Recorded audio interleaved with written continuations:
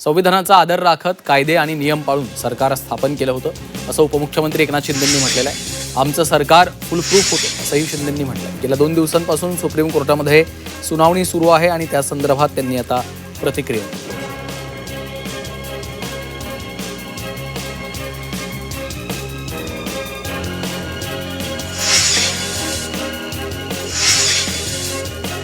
विनायक राऊत यांना ठाणे सत्र न्यायालयाचा दिलासा. राऊतांना अटकपूर्व जामीन मंजूर. 6 जणांना अटकपूर्व जामीन मंजूर असून गिरिजा राऊत यांचे वकील सागर कदम निकालाविरोधात उच्च न्यायालयात धाव घेण्याची शक्यता.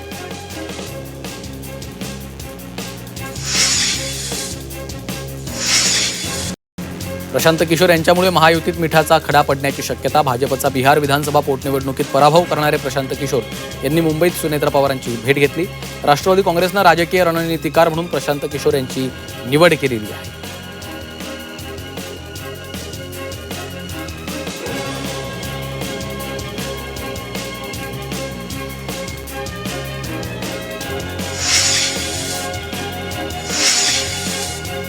राष्ट्रवादीच्या राजकीय सल्लागारासंदर्भातली माहिती नाहीये. राष्ट्रवादीने अधिकृतपणे सांगितलं नाही. देवेंद्र फडणवीसांची प्रतिक्रिया. चर्चेनंतर यावर सविस्तर बोलणार असल्याचंही केलं स्पष्ट.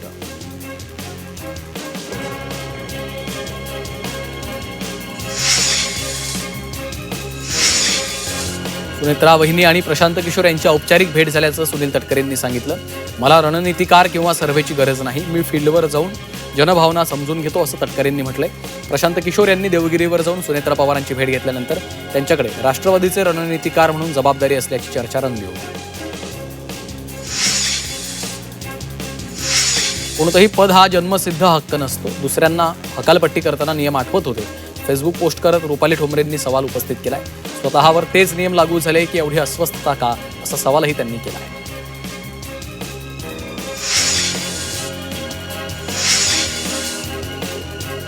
एकनाथ शिंदेंच्या खासदारांनी आज पंतप्रधान मोदींची भेट घेतली. जवळपास 1 तास चर्चा झाली आहे. पंतप्रधान यांनी चहासाठी निमंत्रण दिलं होतं. त्यावेळी खासदारांच्या मतदारसंघातल्या विकास कामांवर देखील चर्चा झाली आहे अशी माहिती आहे.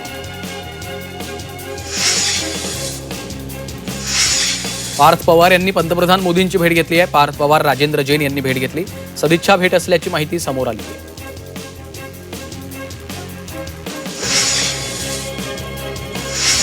पंतप्रधान नरेंद्र मोदी यांनी शिवसेनेच्या खासदारांशी ब्रेकफास्ट बैठकीमध्ये संवाद साधलाय. मतदारसंघातली विकास कामांवर भर देण्याचा महत्त्वपूर्ण सल्ला पंतप्रधानांनी खासदारांना दिलाय. आपल्या मतदारसंघातील विकास कामं मार्गी लावण्यासाठी सत्तेचा उपयोग करा असं थेट कानमंत्र त्यांनी खासदारांना दिलं.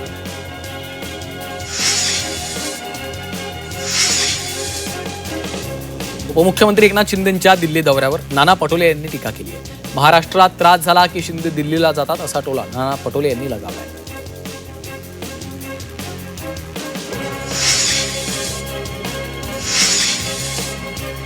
पुढील आठवड्यात एनडीएच्या खासदारांना दिल्लीमध्ये हजर राहण्याच्या सूचना देण्यात आल्या. पुढील आठवड्यामध्ये डिलिमिटेशन आणि महिला आरक्षण विधेयक संसदेत मांडण्याची शक्यता आहे. सर्व खासदारांना दिल्लीतच थांबण्याचे आदेश देण्यात आले आहेत.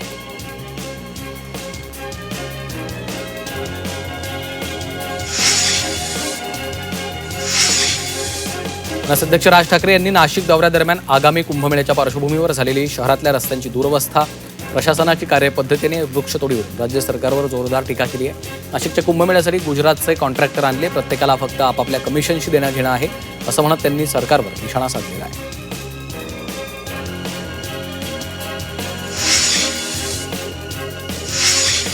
नाशिकच्या खड्ड्यांवरून फडणवीसांनी सुनावलं. मुख्यमंत्री फडणवीसांनी अधिकाऱ्यांना सुनावलं. सर्व विभागांनी आपली जबाबदारी ओळखा, रिलॅक्स राहून चालणार नाही असं त्यांनी म्हटलेलं आहे.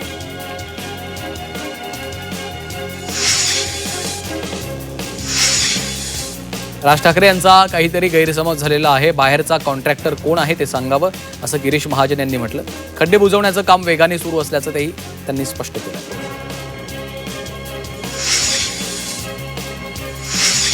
अमेरिकन कंपनीच्या मदतीने सरकार पाळत ठेवत असल्याचा गंभीर आरोप स्वतः अभिजित दिपकेंनी केला. नवी दिल्लीतील भारत मंडपमधील कार्यक्रमात वैयक्तिक माहिती सार्वजनिक केल्याचा गंभीर आरोप अभिजित दिपकेंनी केला. अमेरिकेच्या एका AI स्टार्टअप कंपनीने प्रात्यक्षिकादरम्यान ही खासगी माहिती मांडल्याचा दावा केला. अभिजित दिपके पोलीस अधिकाऱ्यांवर संतापले. भेटीला येणाऱ्यांना उद्धट वागणूक दिल्याचा आरोप दिपकेंनी केला आहे.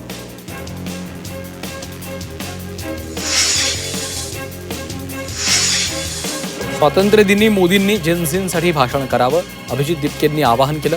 तरुणाईसाठी काय पावलं उचलताय हे सांगा, असंही त्यांनी म्हटलं.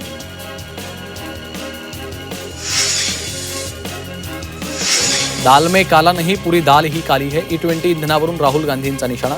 E20 इंधनाची समस्या मोठी असल्याचं राहुल गांधींचं वक्तव्य.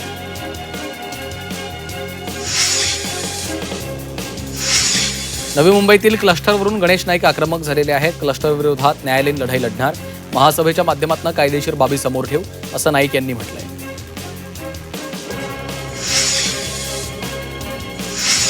महाराष्ट्रात औषध निर्मितीला चालना देण्याबाबत केंद्र सरकारनं कोणत्या योजना आणल्या, गुंतवणूक रोजगार निर्मिती किती झाली, असा प्रश्न काँग्रेस खासदार वर्षा गायकवाड यांनी विचारलेला आहे.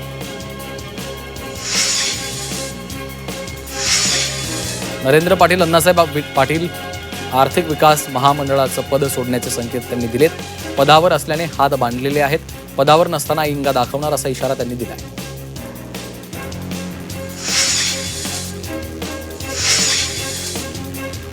MGP Tata colony transit camp रहिवाशांना पुनर्वसनानंतर मिळणाऱ्या हक्काच्या घरांची आमदार वरुण सरदेसाईंनी पाहणी केली. सदनिकांचा ताबा मिळवून देण्याबाबत आश्वासन दिलेलं आहे.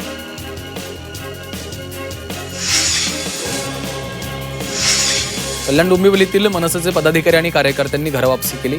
2 दिवसांपूर्वी भाजपामध्ये प्रवेश केलेल्या सर्व कार्यकर्ते मनसेत परतलेत. राजू पाटील यांच्या उपस्थितीमध्ये त्यांनी पुन्हा मनसेत प्रवेश केला. भाजप खोटं हिंदुत्व करत असल्याचा आरोप केला.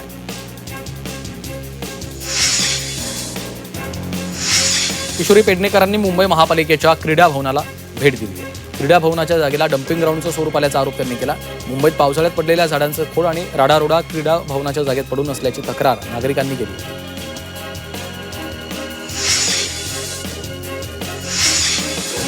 मुंबईच्या महापौर रितू तावडे यांच्या अधिकृत ईमेलवर बॉम्बस्फोटाची धमकीचा मेल आलाय.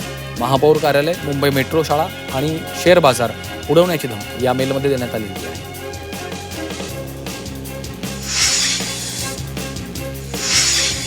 जागतिक आदिवासी दिनानिमित्त नरहरी झिरवाळ यांच्याकडनं YB चव्हाण सेंटर इथं 3 दिवसीय वनरंग कार्यक्रमाचं आयोजन केलं. त्याचं उद्घाटन उपमुख्यमंत्री सुनेत्रा पवार यांच्या हस्ते करण्यात आलं.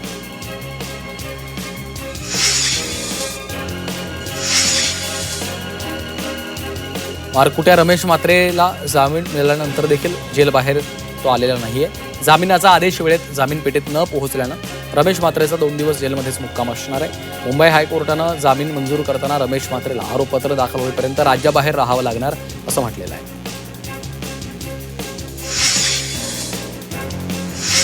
डॉक्टरांना मारहाण करणं चुकीचं आहे. पीडित डॉक्टरच्या वडिलांनी भूमिका मांडली आहे. डॉक्टर जनतेच्या सेवेसाठी असतात, मारहाण नको, असंही त्यांनी म्हटलेलं आहे.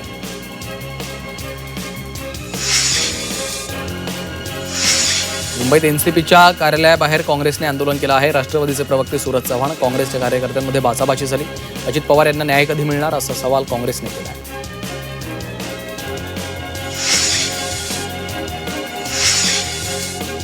मुंबईत महापालिका कार्यालयावर शिवसेना ठाकरे पक्षाने मोर्चा काढला.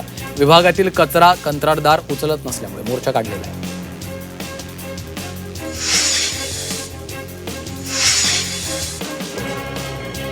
राज्यातील 1 लाख अमराठी रिक्षा आणि टॅक्सी चालकांना मराठीचे धडे दिलेत, अशी माहिती मंत्री प्रताप सरनाईक यांनी दिली. उर्वरित सर्व चालकांनाही 15 ऑगस्टपूर्वी या संधीचा लाभ घेऊन मराठी शिकावं, असं आवाहन त्यांनी केलं. मराठी न बोलण्याचा माज 15 तारखेनंतर उतरवला जाईल, असा इशारा संदीप देशपांडे यांनी दिला आहे.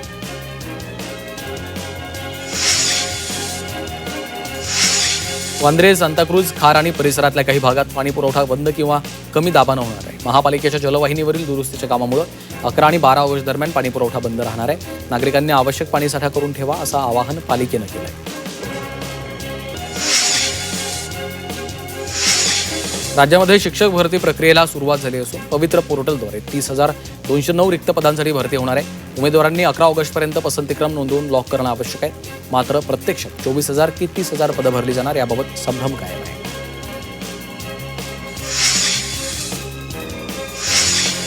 CET सेलनं 2026-27 साठी MBBS आणि BDS अभ्यासक्रमाच्या केंद्रीकृत प्रवेश प्रक्रियेला 6 ऑगस्टपासून सुरुवात केली आहे. नीट UG परीक्षेमध्ये पात्र ठरलेल्या विद्यार्थ्यांना या प्रक्रियेसाठी नोंदणी करता येणार आहे. तर अर्ज नोंदणीची अंतिम तारीख 12 ऑगस्ट असून पहिली गुणवत्ता यादी 23 ऑगस्टला जाहीर करण्यात येणार आहे.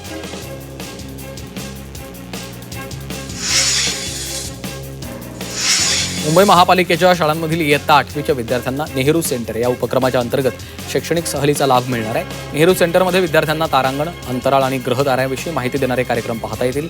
या उपक्रमासाठी 87,22,000चा खर्च अपेक्षित आहे.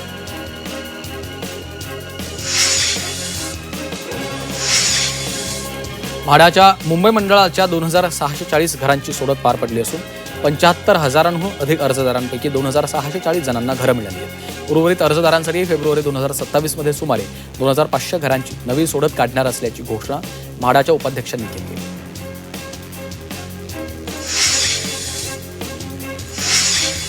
UPI प्रणालीद्वारे होणाऱ्या व्यवहारांवर प्रक्रिया शुल्क आकारणीच्या दिशेनं केंद्र सरकारनं पाऊल टाकलंय. सरकारनं मांडलेलं दुरुस्ती विधेयक लोकसभेत मंजूर झालं. केंद्रीय अर्थमंत्री निर्मला सीतारामन यांनी पेमेंट अँड सेटलमेंट सिस्टीम कायदा दुरुस्ती विधेयक लोकसभेत मांडलं.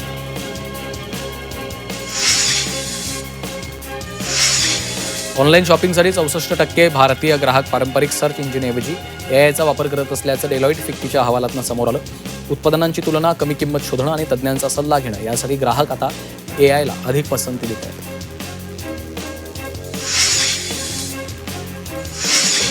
दहीहंडी उत्सवासाठी राज्यातील 1.60 लाख गोविंदांना विमा संरक्षण देण्याचा निर्णय राज्य सरकारने घेतलाय. अपघाती मृत्यू किंवा कायमस्वरूपी अपंगत्व आल्यास 10 लाख रुपयांपर्यंत विमा संरक्षण मिळणार आहे.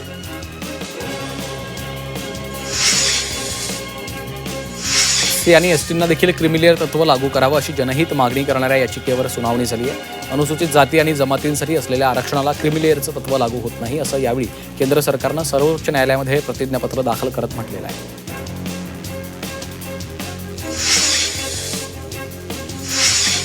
SIRसाठी 17 ऑगस्टपर्यंत अर्ज भरण्याचं आवाहन करण्यात आलं.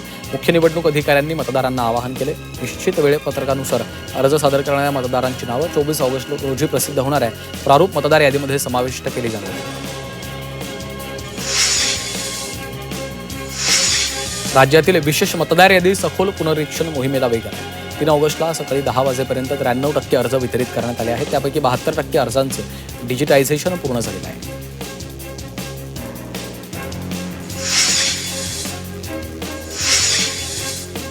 वांद्रे कुर्ला संकुल इथं अंमलबजावणी संचालनालयाचं 400 कोटी रुपये खर्चून अत्याधुनिक 14 मजली मुख्यालय उभारण्यात येणार आहे. या नव्या संकुलामुळे तपास आणि प्रशासकीय कामकाज अधिक वेगवान आणि सुलभ होणार आहे.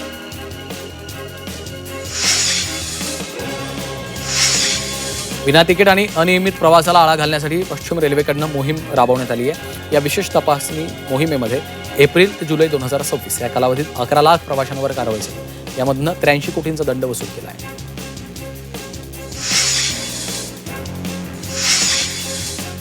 CSMT स्थानकाच्या पुनर्विकासासाठी फलाट क्रमांक 16 वरील ट्रॅफिक आणि पॉवर ब्लॉकला पुन्हा मुदतवाढ देण्यात आली. त्यामुळे 21 ऑगस्टपर्यंत काही महत्त्वाच्या मेल आणि एक्सप्रेस गाड्यांचे अंतिम स्थानक बदलण्यात आलेले आहेत. तर 3 गाड्या दादर आणि वेथे आणि 1 गाडी ठाणे इथं शॉर्ट टर्मिनेट केली जाणार आहे.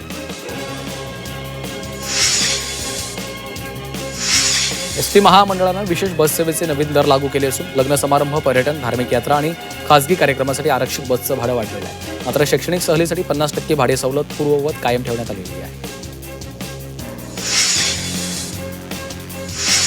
बेस्ट उपक्रमाच्या ताफ्यात 1,500 वातानुकूलित विद्युत मिडी बस दाखल होणार आहे. मुंबईकरांच्या सोयीसाठी केंद्र सरकारच्या PM E-ड्राईव्ह योजनेअंतर्गत या बस ताफ्यात दाखल होतील.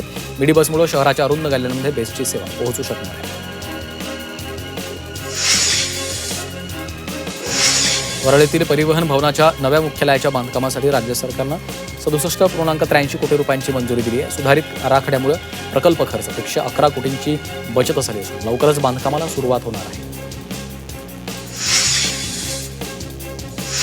मुंबईमधील बेस्ट बस अपघाताच्या पार्श्वभूमीवर वेट लीज बस चालकांसाठी विशेष सुरक्षा प्रशिक्षण सुरू करण्यात आलं.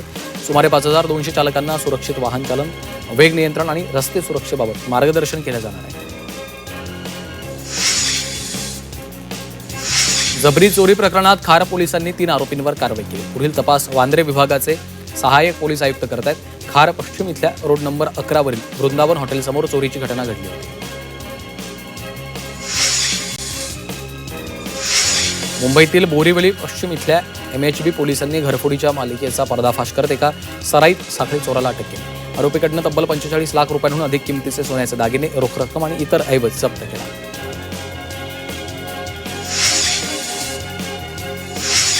क्रिप्टोकरन्सीमध्ये मोठ्या परताव्याचा आमिष दाखवून तब्बल 1,32,23,000 रुपयांची ऑनलाईन फसवणूक करण्यात आली आहे. या प्रकरणात नवी मुंबई सायबर पोलीस ठाण्यामध्ये 5 जणांसह बनावट संकेतस्थळाच्या संचालकाविरुद्ध गुन्हा दाखल केला आहे.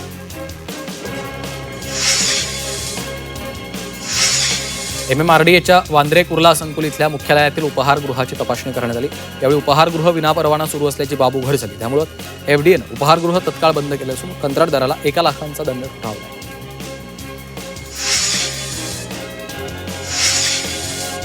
IIT मुंबई परिसरातल्या काही खाद्यसेवा केंद्रांवर अन्न औषध प्रशासनाने छापा टाकलेला आहे आणि तपासणी केली आहे. यावेळी वसतिगृहातल्या भोजनालय आणि उपहारगृहांसह विविध सुविधांचा आढावा घेतला.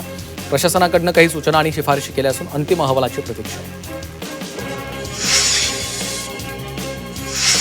रस्त्यांवरील खड्ड्यांमुळे वातावरण तापलं असून टिटवाळ्यात एका शाळेजवळ पालिका प्रशासनानं पावसाचं पाणी वाहून जाण्यासाठी शाळेच्या भिंतीलगत भला मोठा खड्डा खोदला.